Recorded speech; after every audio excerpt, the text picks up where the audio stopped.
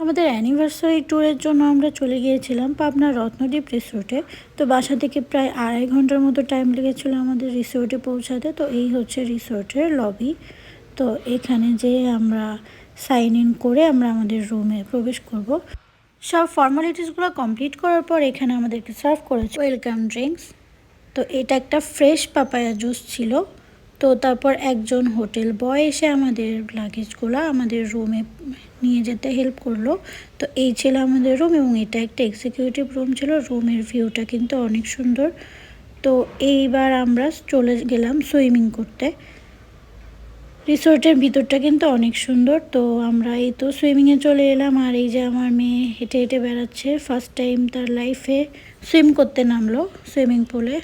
তো এই তো সুইমিংয়ের পর আমরা রুমে যেয়ে রেডি হয়ে তারপর আমরা চলে এলাম লাঞ্চ করতে। আমরা সুইমিংয়ে যাওয়ার আগে লাঞ্চ অর্ডার করেছিলাম। তো প্রায় 1 ঘন্টা পর আমাদের খাবারটা সার্ভ করে দিল। তো খাবার এখানের টেস্ট কিন্তু খুবই ভালো। তো খাওয়া দাওয়া কমপ্লিট করার পর আমরা একটু পুরো রিসোর্টটা ঘোরার জন্য বেরিয়ে পড়লাম বিকালের দিকে। তো এই তো পুরো রিসোর্টের ভিউটা। তো তারপর আমরা ইভিনিং স্ন্যাক্সে অর্ডার করেছিলাম একটা বার্গার এবং একটা স্যান্ডউইচ। এগুলোর টেস্টও কিন্তু ওভারঅল অনেক ভালো ছিল। তো তারপর রাত্রের দিকে আমরা আরও একবারও সুইমিং পুলে গেলাম দেখতে ভিউটা। আর রাতের রিসোর্টের ভিউটাও কিন্তু অনেক ভালো লেগেছে।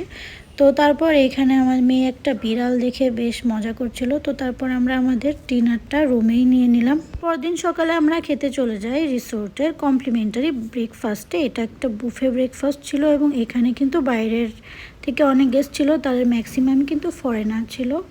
তো তারপর এই যে আমরা চেক আউট করে চলে যাব আমাদের বাড়ির উদ্দেশ্যে। নিরিবিলি একটা সময় স্পেন্ড করার জন্য কিন্তু এই রিসোর্টটা বেশ ভালো একটা অপশন হতে পারে। তো এই ছিল আমার ভিডিও। Thanks for watching.